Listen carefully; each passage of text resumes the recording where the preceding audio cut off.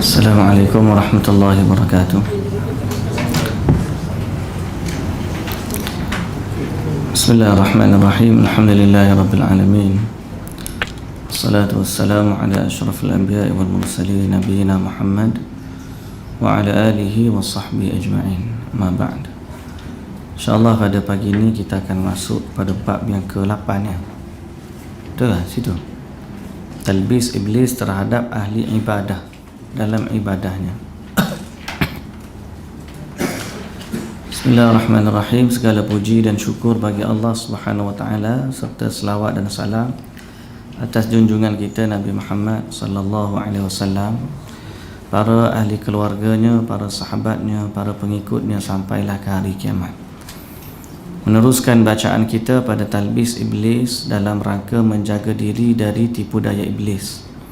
Dan kita berdoa, bermohon kepada Allah setiap waktu dan ketika agar Allah Subhanahu wa taala menjauhkan kita daripada fitnah dan juga tipu daya iblis.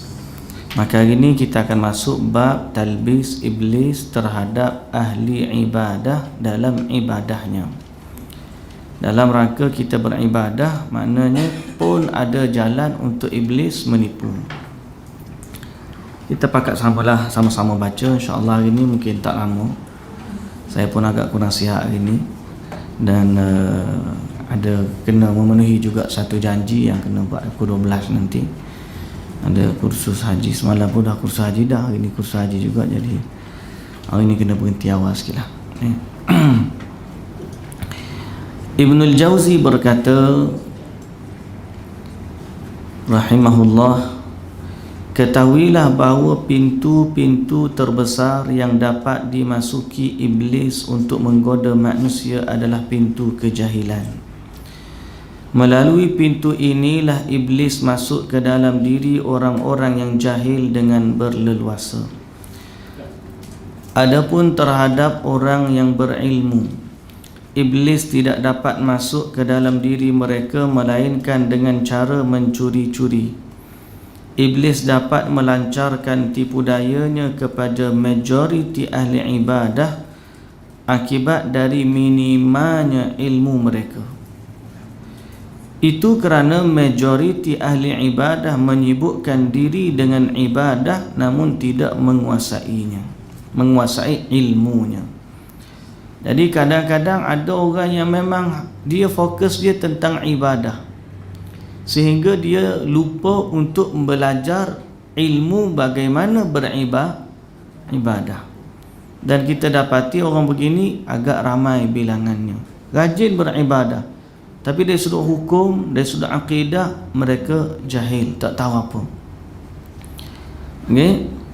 Awal talbis iblis terhadap ahli ibadah ini iaitu dengan menjadikan mereka lebih mengutamakan ibadah daripada ilmu. Padahal hakikatnya ilmu jelas lebih utama dari ibadah sunnah yang dikerjakan hamba. Iblis memperlihatkan atas mereka bahawa maksud ilmu tidak lain adalah untuk diamalkan. Betul dah. Sayangnya mereka tidak memahami amalan kecuali amalan anggota badan. Mereka tidak tahu bahawasanya yang dimaksudkan dengan amalan juga termasuk di dalamnya amalan hati. Bahkan amalan hati itu jauh lebih utama dari amalan anggota badan. Jadi kalau setakat kita melihat pada yang zahir, solatnya banyak, puasanya rajin, tapi ilmunya tak ada, sehingga impak dari ibadah tersebut tak sampai kepada maksud yang dikehendaki. Dan disitulah syaitan boleh menipu mereka dengan mudahnya. Jadi kita katakan bahawa amalan ni adanya amalan lidah, amalan anggota dan juga amalan hati. Maka dalam soal ilmu, dia bukan sekadar merujuk kepada masalah anggota. Sebab anggota ni kadang-kadang pergerakan tu agak mudah, orang boleh tiru-tiru. Okey, seorang yang solat, dia boleh solat banyak rakaat pun tak apa. Dia tengok orang ni solat, aku tengok orang ni solat. Tapi masalah hati, dia tak nampak melainkan dia belajar. macam mana rasanya manisnya iman, akidahnya bagaimana, tawakalnya bagaimana, khusyuknya bagaimana, semua tu nak kena belajar. Muttarif bin Abdullah berkata, keutamaan ilmu lebih utama dari keutamaan ibadah. Yusuf bin Asbat berkata, satu bab ilmu yang kamu pelajari lebih utama dari 70 peperangan. Al-Mu'afa bin Imran berkata, menulis satu hadis lebih aku sukai dari salat satu malam. Ibnul Jauzi berkata, saat talbis tersebut menimpa ahli ibadah, mereka lebih mementingkan ibadah fizik dari bergelut dengan ilmu, maka iblis makin berleluasa melancarkan talbisnya lain dalam berbagai jenis ibadah. Kerana itu kita jangan sampai peringkat melihat keburukan pada orang yang belajar ilmu. Hari ini sampai peringkat, aku malas belajar lagi pening. Baik aku buat ibadat je. Bahaya. Okay? Sebab memang kita belajar untuk beribadah, tapi nak beribadah sempurna kena belajar. Jangan pergi terus kepada maksud dia. Ilmu ni bukan maksud. Kita dah sebut dah sebelum ni. Maksud dari ilmu adalah ibadah, adalah amal. Tapi jangan terus jam kepada amal tanpa melalui jalan ilmu. Dan jangan juga sibuk dalam ilmu tak sampai kepada natijah ibadah. Sama ada kita suruh jam kepada, aku tengok dia buat macam ni, kita pun jam terus. Kita pun tak tahu kenapa dia buat macam tu. Sebab ramai yang ikut. Orang kata, aku tengok dia ni solat macam ni, aku nak buat juga. Tengok dia puasa macam ni, nak puasa juga. Sehingga akhirnya mereka tak tahu tentang apa sebenarnya hikmah dari sudut syariat tersebut. Semalam kita buat kursus haji. Kadang-kadang jemaah haji ni dia hanya penting pergerakan. Dia tak belajar kenapa kita kena buat begitu, apa sunnahnya, asal syariatnya macam mana. Sehingga akhirnya kadang-kadang mereka menentang asal syariat, disangka yang dia buat tu adalah yang asal. Contoh, kalau kita kata dalam bab salat jamak qasar ataupun jamak qasar, jamak takhir di Muzdalifah, itu yang asal. Kemudian ada orang yang buat di Arafah, yang kita kata lari daripada petunjuknya Rasulullah sallallahu alaihi wasallam.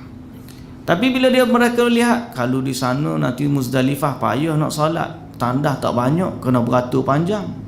Solat pula atas tanah, tak ada kemah.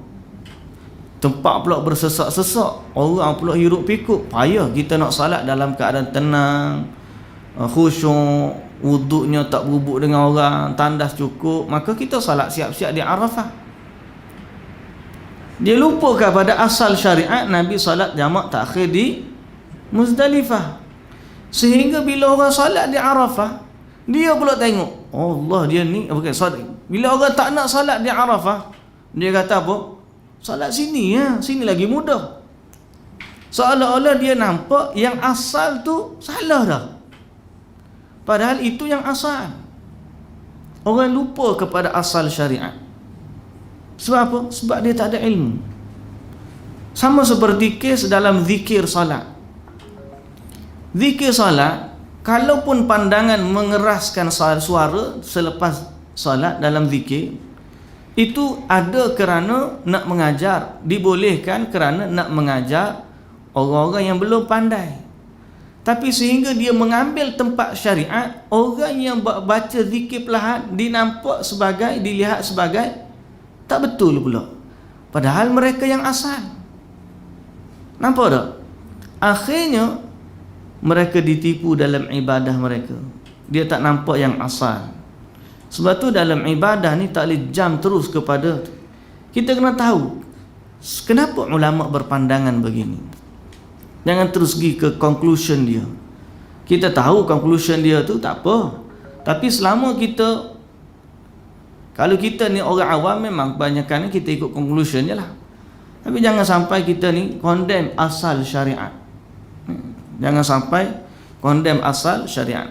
Zaman sekarang ni asal syariat sudah seolah-olah diperangi. Zikir secara perlahan jadi salah. Padahal Ya mereka nak katanya tak apa zikir kuat, kita tak ada masalah. Tapi jangan sampai zikir perlahan tu dianggap salah. Okey? Benda-benda yang asal syariat mesti tetap dianggap benar. Jadi begitulah natijahnya bila manusia tidak mengambil ilmu dalam beramal. Ilmu dalam beramal. Baik. Jadi ya, kesimpulan yang kita katakan apa-apa pun mesti dengan ilmu. Kalau tak ada ilmu, senanglah ditipu oleh iblis. Talbis iblis terhadap ahli ibadah dalam membersihkan diri sendiri dari najis dan hadas. Kadang-kadang ahli ibadah ya, ditipu oleh iblis dalam urusan bersuci. Bersuci dari najis ataupun bersuci mengangkat hadas. Salah satu talbisnya menyuruh mereka berlama-lama di tandas. Rupanya begitu. Kita kata rupanya begitu. Padahal amal ini dapat merosakkan hati. Seharusnya seseorang berada dalam tandas seperlunya saja. Kadang masuk tandas lama, duduk je dalam tandas. Orang kata buat apa tu? Tak tahu. Rasa seronok je duduk dalam tu. Duduk pula lama. Di antara mereka ada yang berdiri, berjalan, berdehem dan mengangkat satu kaki dan meletakkan kaki selainnya. Menurut dirinya dia menjadi suci dengan melakukan itu. Namun setiap kali dia melakukan gerakan, maka air seni kembali turun atau keluar dari kemaluannya. Catatan ilmiahnya, air seni dia merembes dan tertampung di kandung benih. Apabila seorang dalam keadaan siap buang air kencing, maka keluarlah air yang tertampung itu. Jika dia berjalan, kemudian berdehem, lalu berhenti, maka merembeslah air yang lain. Demikianlah rembasan air yang tertampung di kantung pundi kencing dia tu tidaklah terhenti. Maka seorang cukup memerah air yang tersisa pada kemaluan dengan 2 jari, kemudian disiram dengan air. Okey. Jadi natijahnya macam-macam seni tu menyebabkan dia duduk lama dalam tandas. Nak boleh ke habis tu lamalah duduk dalam tandas. Sebab apa? Syaitan menampakkan dia masih lagi belum suci. Itu caralah. Tapi kadang-kadang tak payah tu pun tipu duduk termenung pada dah. Lama-lama ni dah duduk situ tak buat apa pun, duduk termenung. Setengah tu kak siap cucu isap rokok lagi dalam tandas. Kalau tak isap rokok, dia berasa tak puas buang air. Padahal syaitan nak suruh duduk lama dalam tandas. Tapi ni kira ahli ibadah lah ni, kena tipu dalam bab benda soleh. Kalau kena tipu isap rokok tu memang kena tipu siang-siang lagi. Ibadat pun tak buat, kena tipu duduk dalam tandas dah lah. Suka pula seduk udara tandas. Kita ni kalau boleh, ya Allah Akbar, nak cepat-cepat keluar. Di antara ahli ibadah ada yang menganggap baik saat menggunakan air yang banyak untuk bersuci. Padahal air yang keluar dari kemaluan habis. Menurut mazhab yang paling kuat, cukup baginya membasuh 7 kali. Jika dia bersuci menggunakan batu, maka cukup 3 batu untuk membersihkan.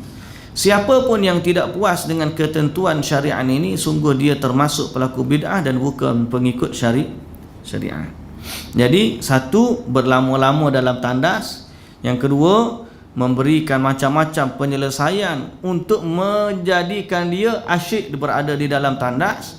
Yang ketiga, menggunakan air yang banyak dalam bersuci, sehingga dia menganggap selagi banyak dia gunakan air, lagi suci dan bersih.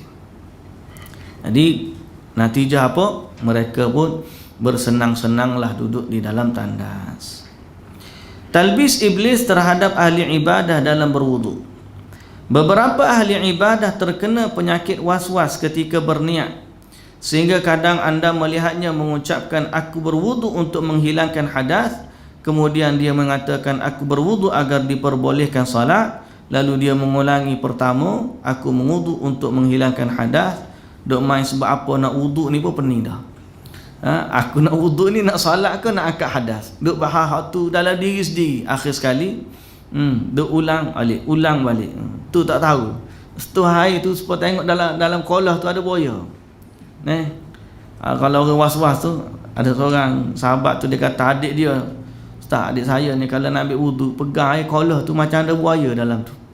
Pasal apa? Kejap pegang, duduk sekejap tengok, pegang lagi, tengok. Baru bak air baru, tak ambil wudu lagi. Lepas tu kalau ambil wudu, orang takbir, salam tak siap lagi ambil wudu. Itu musibah.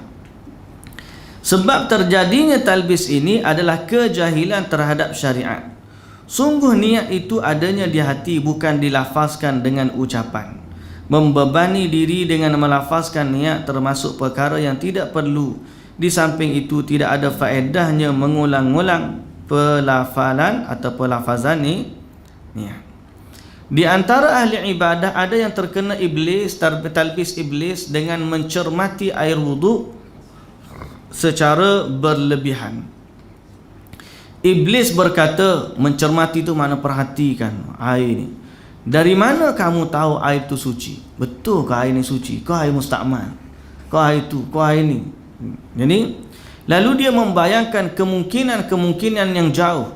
Padahal fatwa syariat sudah cukup baginya, iaitu bahawa hukum asal air adalah suci dan hukum asal tidak boleh ditinggalkan kerana kemungkinan. Kita jumpa air satu baldi, kita tak tahu air itu air apa.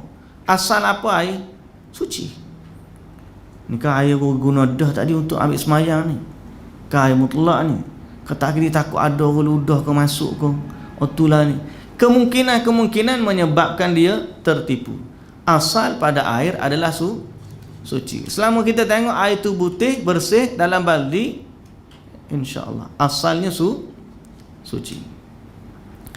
Ada juga yang terkena talbis sehingga menggunakan air begitu banyak, sehingga muncul beberapa perkara tercela ini. Yang pertama, membazir. Yang kedua, menyia-nyiakan waktu yang amat berharga untuk berbuat sesuatu yang tidak wajib. Yang ketiga, menentang syariat, sebab seolah-olah tak puas atas ketentuan syariat. Yang syariat suruh guna sikit je air, dia ni nak lebih daripada tu.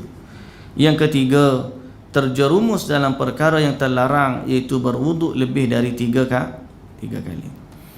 Boleh jadi dia berwuduk sangat lama sehingga kehabisan waktu salat yang wajib, dan dia kehilangan awal waktu yang utama kerana mengurusi rasa was-was tersebut, atau dia kehilangan keistimewaan salat berjamaah. Banyak sebenarnya musibah daripada talbis ni. Nampak macam elok, tapi rantaian dia, domino effect dia, apa dia? Dia lewat sini, iblis tahan dia di wuduk, dia terlepas salat berjamaah, salat di awal waktu, dia terlepas apa lagi? Okey, mungkin kehilangan waktu utama sebab nak layan rasa was-was dia tadi, sehingga akhirnya sembahyang sorak walaupun di masjid, sebab layan penyakit was-was. Talbis iblis atas hamba dalam pelaksanaan wudu ini bermula kerana umumnya kita merasa akan melaksanakan satu ibadah yang kalau ia tidak sah, maka tidak sah pula salat yang menyertainya. Jadi mana umumnya talbis ni masuk, kalau kita tak sah wudu, maka salat kita tidak akan sah. Seandainya orang yang mempunyai penyakit was-was tersebut memikirkan keadaannya, maka nescaya dia akan mengetahui telah menyalahi syariat dan berlebihan. Sebab kami mendapati orang-orang yang terkena was-was dalam hal niat seperti ini bersikap tidak peduli terhadap makanan, minuman, begitu juga tidak menjaga lisannya dari ghibah. Aduhai sekiranya dia mahu mengubah sikapnya. Jadi jelas tertipu dia dalam bab was-was ni, bukan kerana cermat pun. Kalau dia cermat, pasti dia akan berhati-hati pada sudut makanan juga. Nak makan, makanan ni boleh makan, tak boleh makan. Tapi dalam bab makanan, tengok je makanan, bismillah makan. Tapi dalam bab wudu, tak ada pula macam tu. Betul tak? Dalam bab tidur, aku nak tidur kerana Allah ni, ya ke tidak? Ya ke tidak? Tak, letak tidur terus. Dalam makan macam tu juga. Padahal semua tu nak buat kerana Allah. Tak ada apa, tak was-was pun. Tapi bila wuduk jadi was-was. Macam kita bismillah makan, ada bismillah saja aku makan kerana Allah Ta'ala, selu-selu, tak ada. Bila makan bismillah makan. Nah, tapi masalah bila wuduk, bila solat, Allah panjang dah pula dia tu. Pasal apa? Nak sampai niat. Benda lain tak kena niat, sama je. Betul tak? Lepas tu dia kata, bab menjaga lidah. Kita nak cakap satu-satu. Ada tak kita siapa begitu? Fikirnya kita cermat. Aku nak kata ni, Allah nak bagi pahala ke nak bagi dosa? Tak fikir pun. Kadang cakap je. Tak adalah pula tergagap-gagap bila cakap. Cakap lancar je. Tapi bila takbir gagap. Pasal apa? Talbis. Masa tu, lepas tu saya kalau orang tanya masalah ni, kita kata apa? Jawapan dia, banyakkan berdoa, berlindung dengan Allah Azza wa Jalla. Kemudian buat dono je. Allahu Akbar. Dengar dah, dengar habis. Tapi biasanya orang jahil mudah ditipu. Yang kita pelik kadang-kadang masih lagi orang alim pun ditipu dalam masalah ni. Ada orang waktu dia jadi imam, okey beres. Waktu dia jadi makmum, habis.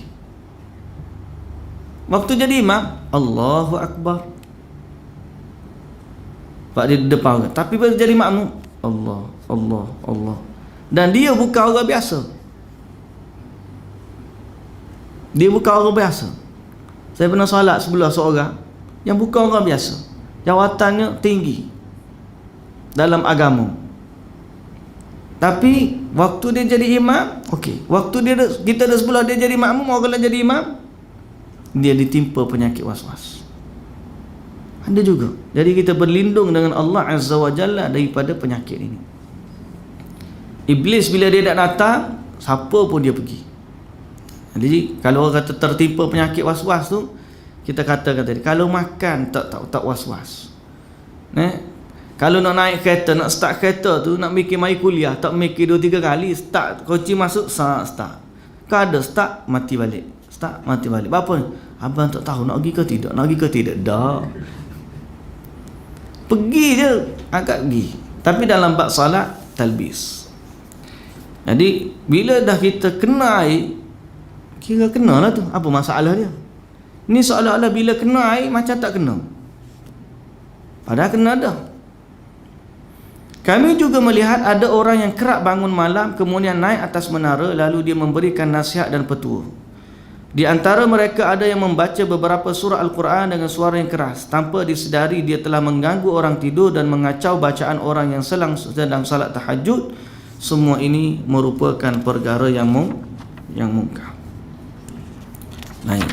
Apa kaitan dia dengan wuduk sini? Wallahu ta'ala alam. Tapi maknanya dia juga talbis dalam ibadah. Talbis terhadap ahli ibadah dalam perkara taharah. Salah satu tipu daya iblis dalam hal ini adalah talbisnya terkait pakaian mereka yang mereka kenakan dalam salat. Ada didapati salah seorang dari mereka mencuci pakaiannya yang suci berkali-kali. Bahkan pada saat pakaiannya tersentuh seorang Muslim pun dia cuci juga. Dahsyat ni. Sentuh orang pegang je pakaian dia, sudah najis ke? Masuk. Padahal kena orang saja. Ada yang mencuci pakaiannya di sungai Tigris kerana menganggap tidak sah jika dicuci di rumah. Ada pula yang memasukkan pakaian peribadinya ke dalam sumur, telaga, seperti dilakukan oleh orang-orang Yahudi. Sungguh para sahabat tidak pernah berbuat semua itu. Malahan mereka salat dengan mengenakan pakaian Parsi ketika menaklukkan negeri ini. Mereka juga menggunakan alat-alat dan baju orang-orang Parsi, dan mereka salat di dalamnya. Di antara mereka ada yang terjangkit penyakit was-was sehingga mencuci seluruh bahagian pakaiannya hanya kerana terkena setitis air. Padahal tindakan berlebihan itu boleh jadi menyebabkan dia terlambat untuk salat berjamaah. Tengok dia orang ni kira siapa bab tu. Mereka mengira lambat solat berjamaah sebab cuci baju kerana setitis air termasuk daripada talbis. Kita ni hak lambat ni dalam bukan setakat cuci baju, banyak lagi benda, dan masih lagi kita tak anggap kita ditipu oleh iblis. Yang tu musibah. Semoga Allah Azza wa Jalla mengampunkan kita. Ada yang meninggalkan salat berjamaah disebabkan hujan rintik kerana khawatir mengenai pakaiannya. Janganlah seorang menyangka bahawasanya aku tidak memerhatikan aspek kebersihan dan aspek kehati-hatian. Ya, janganlah kita kata bila disebut sini maksudnya kita tak perlu berhati-hati. Bukan tak perlu berhati-hati. Bila ada kena kotoran memang kita kena basuh. Tetapi sikap berlebih-lebihan ini yang keluar dari batasan syariat dan menyia-nyiakan waktu untuknya, itulah yang kami larang, kata Ibnul Jauzi. Bukan masalah kita tak boleh berhati-hati. Jangan sampai kita ni dalam bab bersuci kita buat sambil lewat, tidak. Tapi berlebih-lebihan dalam sikap ini adalah sesuatu yang tercela. Sampai apa? Pada benda tu suci dah, tapi kita habis banyak masa untuk menyucikan benda yang dah suci.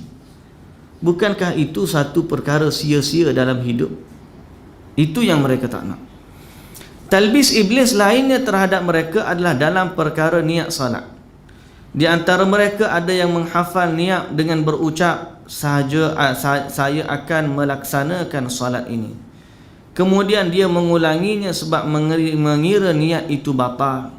Padahal niat tidaklah boleh batal meskipun tidak diiringi dengan ucapan. Dan ini banyak. Ini banyak. Ulang-ulang ni niat.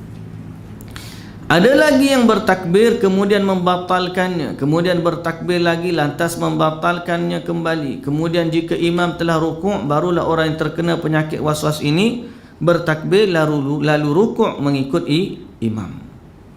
Aduhai, apa kiranya yang mampu menghadirkan niat pada saat demikian.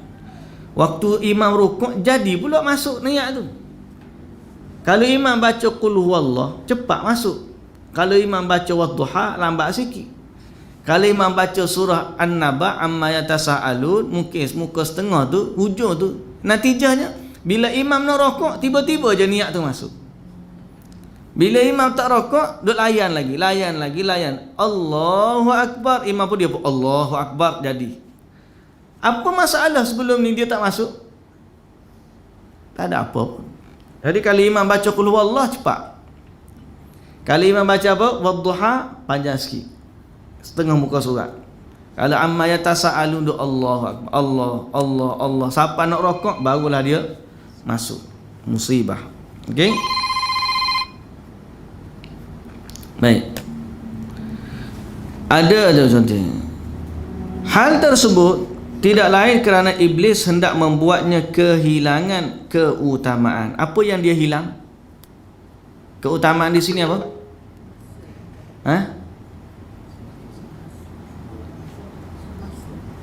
Banyaklah. Salat di awal waktu lagi. Takbir dengan imam. Kadang-kadang amin dengan imam pun terlepas. Kan Nabi kata apabila orang salat dengan imam kata amin, katalah amin. Siapa yang sama amin dia dengan amin malaikat, apa fadilat dia? Diampunkan dosa-dosanya yang telah lepas. Dengan sebab tu iblis menghalangnya dari banyak kebaikan. Allah, amin. Allah lagi, tak habis lagi. Maka dia terlepas. Takbir dengan imam terlepas. Amin dengan imam pun terlepas. Di awal waktu mungkinlah terlepas jugalah sikit. Mereka yang terjangkiti penyakit was-was lainnya ada yang sampai bersumpah dalam hati atas nama Allah. Tidak, saya sudah bertakbir tadi. Serta di antara mereka ada yang sampai bersumpah di dalam hati atas nama Allah untuk melepaskan hartanya atau menjatuhkan talak. Semua ini merupakan talbis iblis. Okey? Syariat Islam adalah syariat yang toleran. Toleran ni maknanya yang apa? Toleransi lah, boleh bertoleransi apa maksudnya? Bertolak ansur. Penuh dengan kemudahan, pun bebas dari segala penyakit itu. Semua ini tidak pernah dilakukan oleh Nabi Muhammad sallallahu alaihi wasallam maupun sahabat baginda. Sahabat baginda bagaimana dia salat? Mudah je, gigat belakang Nabi, Allahu Akbar, salat. Maka di dalam hati mereka ada niat. Cuma tidaklah dipayahkan sebagaimana orang kita. Di Mekah kita jumpa ke orang was-was? Saya tak jumpa Mekah. Pak Malaysia ni banyak. Orang Malaysia yang was-was pergi Mekah. Sampai Mekah was-was lagi ke tak? Asalnya tak juga. Dia tengok orang lain okey je dia. Habis balik Malaysia, was-was balik. Maknanya apa? Dia kena sedar. Pertama sekali, orang yang ditimpa penyakit was-was ni, dia sendiri kena sedar dia sedang mengidap penyakit. Selama dia tak anggap was-was dia sakit, dia tak akan mengubahnya. Kena letak dalam minda dia, kamu ni sebenarnya berpenyakit. Was-was ni tak ada kebaikan dalam agama. Dia bukanlah satu benda baik dalam agama. Malah dia boleh menghilangkan banyak kebaikan disebabkan penyakit was-was. Jadi orang yang mana dia kena penyakit was-was, dia kena tahu dia ni sedang ditimpa penyakit. Letak dalam kepala dia. Yang kedua, dia berusaha untuk merawat. Banyakkan berdoa kepada Allah. Dan seterusnya buat dono je. Allahu Akbar. Selama kamu dah dengar, selesai. Selama kamu dah memang nak ambil solat ni, nak semayang, selesai. Kita kata buat dono je. Lama-lama syaitan ni dia akan lari. Dia tak mampu tipu dalam pintu tersebut, dia pergi ke pintu lain. Kami menerima riwayat dari Abu Hazim bahawasanya satu ketika dia masuk masjid, lalu iblis menggoda dengan membisikkan, engkau salat tanpa wuduk. Dengan sigap dia kata. Abu Hazim menjawab, nasihatmu tidaklah sampai pada perkara ini. Jadi nasihatmu tidaklah sampai pada perkara ini. Dalam bab ni dia pun jawab kepada iblis balik. Dia kata, tak sapa tipu daya kamu. Kadang-kadang kita pun tengok tengah-tengah solat. Contohnya kita tengah solat, dia mari, tadi kamu ni ada wuduk ke tak ada wuduk ya? Betul tak? Kita pun jadi was-was. Padahal tadi kita ingat kita ni ada wuduk. Kita tengok syak kita tu dalam sudut apa. Kalau syak kita tu dalam sudut batal, asalnya ada, maka kira ada lah. Kalau syak kita tu pada sudut tadi dah ambil solat ke tak, tadi memang confirm ke tu. Tapi yang yakinnya adalah tak ada, maka kita pergi ambil wuduk balik. Tapi Nabi SAW dalam kebanyakan waktu Nabi memperbaharui wuduk dia. Setiap kali nak salat, Nabi ambil wuduk.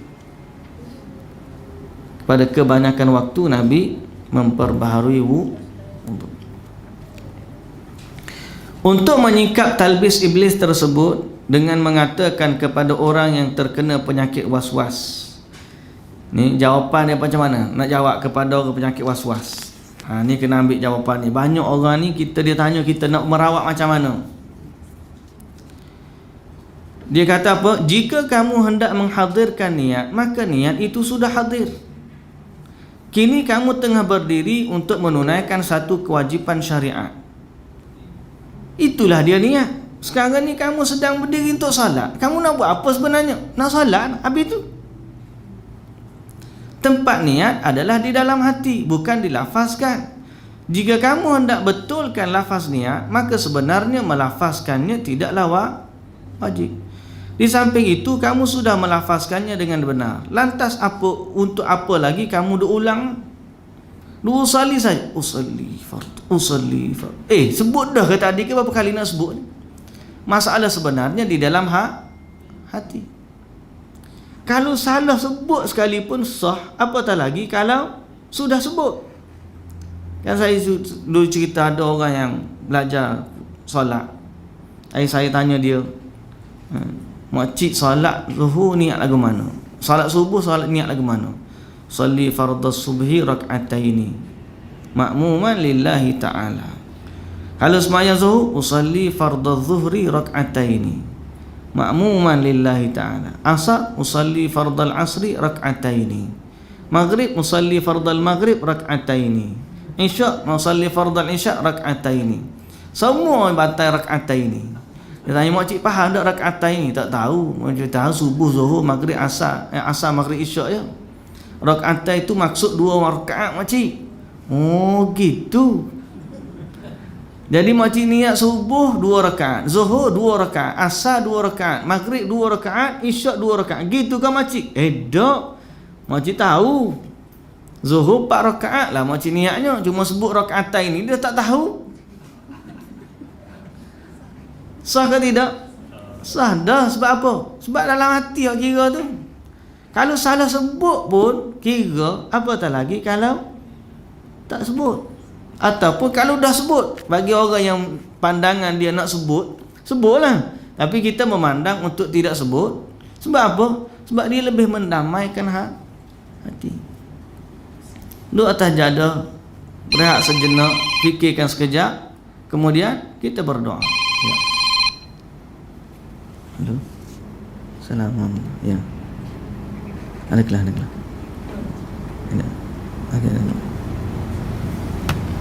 Baik. Jadi untuk apa kamu mengulanginya? Benda dalam hati je. Allahu Akbar dah. Dia mungkin mula-mula dia tak banyak, dia masuk sikit dia kita layan. Kita ulang 2 kali, 3 kali. Kemudian lama kelamaan makin teruk sampai ke satu tahap berpuluh kali pun dia tak masuk-masuk. Okey? Kita tak tahu dia guna wifi mana. Kita ni 4G dah lah ni, Allahu Akbar masuk lalu. Dia buffering, tak tahu, tak masuk lagi. Data tak masuk lagi. Zaman lah ni semua orang masuk lalu, dia duk buffering. Allah. Tak apa, tak full download lagi.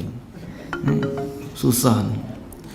Ibnul Jauzi rahimahullah menerangkan, salah seorang syekh menceritakan kepadaku sebuah kisah aneh tentang Ibnu Aqil, bahawa pada satu hari seorang lelaki menemuinya lantas bertanya, sungguh aku sudah membasuh anggota wudu, tapi hatiku berkata aku belum membasuhnya. Ketika aku sudah bertakbir, hatiku pun meragukan, aku belum bertakbir. Maka Ibnu Aqil berkata, menyatakan kepadanya, kamu tidak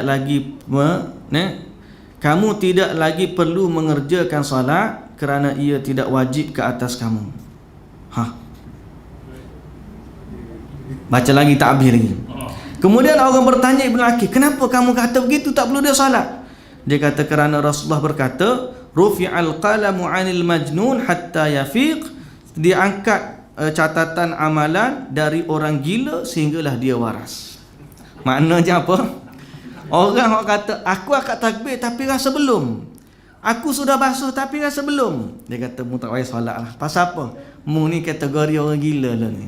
Sampai kamu sembuh baru sembahyang balik. Hanya orang yang tidak berakal yang bertakbir lalu kata dalam hati aku tidak bertakbir. Sungguh orang gila memang tidak diwajibkan menunaikan salat. Dia kata mu gila ke? Mu dah takbir Allahu Akbar, tapi mu kata mu belum takbir. Mu sudah basuh anggota wudu, basuh air ni sampai sini, gosok-gosok. Lepas tu dia tengok tak basuh lagi, basuh balik. Dia kata kamu belum lagi, tak payah solat lah. Pasal kategori lain, mu ni masuk kategori lain, penyakit ni. Ibnul Jauzi berkata, ketahuilah bahawa sebab hadirnya was-was ihwal niat salat adalah faktor kerosakan akal serta kejahilan terhadap syariat. Dan sebagaimana telah maklum bahawa orang yang didatangi seorang ulama lalu dia berdiri menyambutnya, lalu kemudian berucap, aku berdiri untuk menghormati kedatangan ulama ini kerana ilmunya seraya menghadapkan wajahku kepadanya, maka orang ini akan dianggap akalnya bermasalah. Faham tak? Cubalah tuan-tuan, hari ni bila ustaz masuk, tak ada ustaz mana? Ustaz Mustafa. Ataupun hak tengah ramai-ramai sekali, Dr. Rozaimi ke mari. Tengah-tengah mari, Dr. Rozaimi mari dia bangun. Sahaja aku bangun mengadap Dr. Rozaimi nak kuliah maghrib, tajuk dia begini, lillahi ta'ala. Orang pun tengok, kau ni kenapa? Ni dah makan ke belum ni? Orang akan kata begitu, pasal apa? Sebab kita memang mari niat nak belajar ilmu kan. Ada kita sebut setiap kali aku belajar, saja aku duduk di meja kuliah dengan Ustaz Hashimi syarah kitab Talbis Iblis kerana Allah Ta'ala. Ada? Tak ada. Mari kita duduk je, betul tak? Jadi dia kata, andai kata kita letak begitu kepada seorang yang datang, seorang ulama, ustaz, cikgu dalam kelas. Selamat pagi cikgu, saja aku belajar dengan cikgu matematik muka surat sekian, lillahi ta'ala. Cikgu pun kata, kau ni kenapa ni, buang tabiat ke apa ni? Nak mati ke apa? Sebab apa? Sebab dia kata orang ini akan dianggap akalnya bermasalah sebab sejak dia melihat ulama tersebut, apa yang dia dikatakan itu telah ada di dalam benaknya dan terbukti dari tindakannya berdiri tadi. Betul tak? Urusan niat ni begitu. Tatkala seorang berdiri untuk melaksanakan salat, maka di saat yang sama berdiri itu melambangkan bahawa dia hendak melaksanakan kewajipan salat, dan itu tidak memerlukan waktu lama. Yang lama justru waktu untuk merungkaikan kalimah niat, padahal mengucapkan kalimah ini tidak wajib. Dia kata betul, was-was adalah kejahilan yang pure, murni, betul-betul jahil. Was-was ni, orang yang terkena penyakit was-was akan membebani diri untuk menghadirkan niat di dalam hatinya bahawa dia melaksanakan salat fardu zuhur tepat pada waktunya. Itu dilakukan dalam keadaan serta menggunakan lafaz terperinci yang khusus. Ini mustahil dilakukan setiap saat. Okey.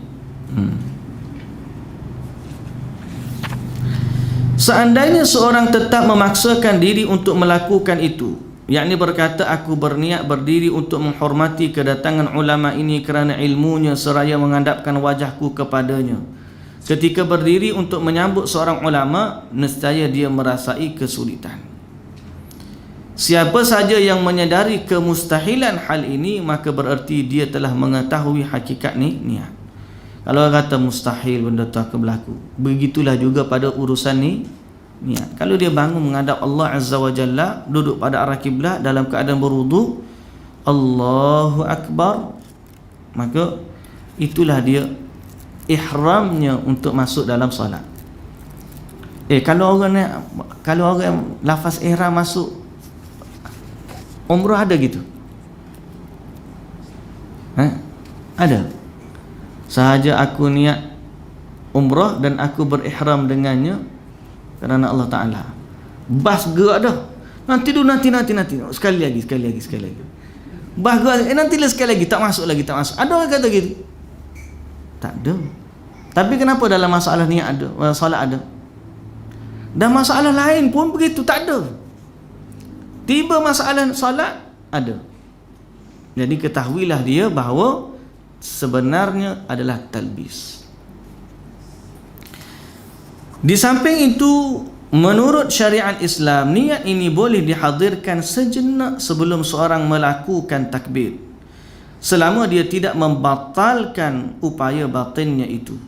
Selama dia tak kata tak jadilah. Tapi kalau dia kata nak semayang zuhur ni, dia pergi duduk atas semayang sejadah, dia tengok jam. Contohlah kita kata, kita tengok jam, masuk dah waktu zuhur ni, orang azan dah tadi ni, solat sunat dulu lah. Dalam hati kita mikir, mana kita solat sunat qabliyah zuhur, kita mikir gitu, Allahu Akbar. Kita tak pernah kata tak jadi nak solat. Maka selama ada lintasan itu di dalam hati, secara lafaznya memang tak ada, tapi dalam hati itu sudah ada keinginan untuk solat qabliyah zuhur. Lafaznya tak ada, tapi dalam hati ada keinginan. Niat ni adalah keinginan, bukan tutur kata. Dak, keinginan untuk solat tu. Lalu untuk apa orang menyusahkan diri dengan menggandengkan niat dengan takbir, padahal jika dia sudah melakukan niat sebelum takbir dan tidak membatalkannya, maka sendirinya ia berganding dengan takbir. Dari Mis'ar dia bernuturkan, Ma'an bin Abdurrahman menunjukkan sebuah kitab kepadaku dan dia bersumpah dengan nama Allah bahwasanya kitab tersebut merupakan tulisan ayahnya. Di dalamnya terdapat tulisan rangkaian kalimah ini yang terangkum dalamnya pernyataan indah. Abdullah menyatakan, demi zat yang tidak ada ilah yang berhak diibadahi dengan sebenarnya kecuali dia, aku tidak pernah melihat orang yang sikapnya amat keras kepada orang-orang yang berlebihan melebihi Rasulullah sallallahu alaihi wasallam. Aku pun tidak pernah melihat orang sesudah beliau yang amat mengkhawatirkan mereka melebihi Abu Bakar. Dan sungguh aku meyakini bahawa Umar juga sudah menjadi penduduk bumi yang memiliki kekhawatiran yang amat besar terhadap mereka.